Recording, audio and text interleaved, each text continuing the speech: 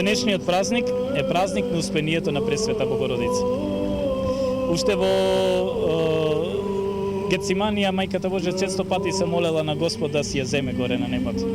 Бидејќи горе на небото при Бога е вечната радост. Она цел живот го живее за Господа и архангелот Гаврил, кој што често пати најчесто ни ги објавува сите тие радосни вести, се сеќаваме кога беше благовестот дека ќе го роди Спасителот, така и сега архангелот Гаврил се јавува и кажува дека по 3 дена ќе се упокои. Оваа вест мајката Божја ја споделила со светиот апостол Јован, зашто на него било определено да ја пази да ја чува, а светиот апостол Јован тоа го кажал на светиот апостол Јаков, кој бил прв ерусалимски епископ, кој што бил брат Господов и ги известил сите христијани во Ерусалим и околните градови и села.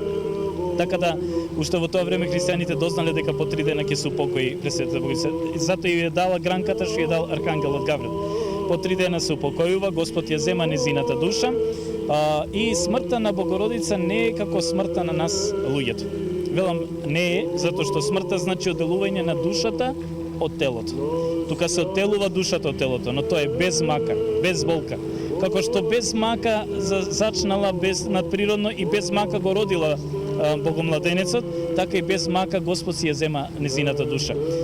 Во самите икони на успението на Пресвета Богородица се слика Господ како држи повиено мало детенце, тоа е душата на Пресвета Богородица.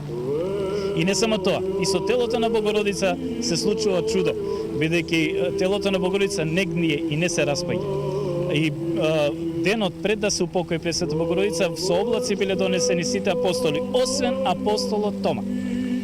И тука присуствуваат на овој настан. А по 3 дена доаѓа апостолот Тома и сака да ја види Богородица, како се сакаше да го види Христос.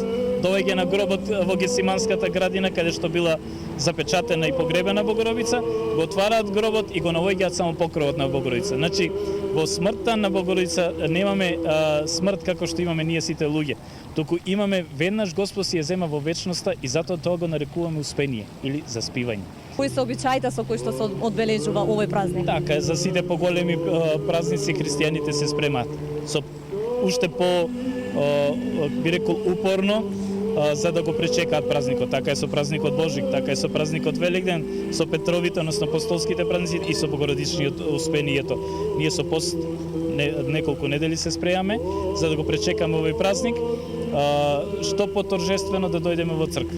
Денеска ние од Сабајле имавме света божествена литургија, не само ние, во сите храмови, особено наму каде што се посветени на Богородица, и сите христијани кои што се подготвени се причестуваат овој ден, односно преку причестувањето заедничариме со Бога, го приемаме Господа Исуса Христа во нас, она што го мара самиот Господ кој вели: кој не се причестува со моето тело и крв, нема да има живот вечен.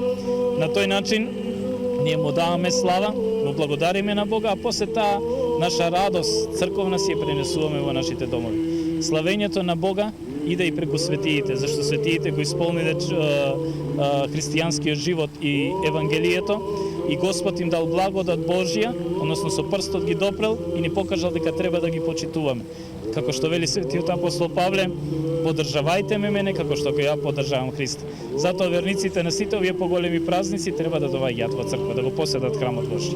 Имаше ли денес голем број на посетители? Имаше, фала Богу, Господ даде, може и времето се погоди, ево и така и од Сабајле имавме, сега веќе помалце, но ќе даде. Отец Сашко, ви благодарам многу што бевте дел од овие вести. Добро, честити празници, неки ме честито на сите оние кои го носат името Марија и на Пресвета Богородица. Ви благодарам.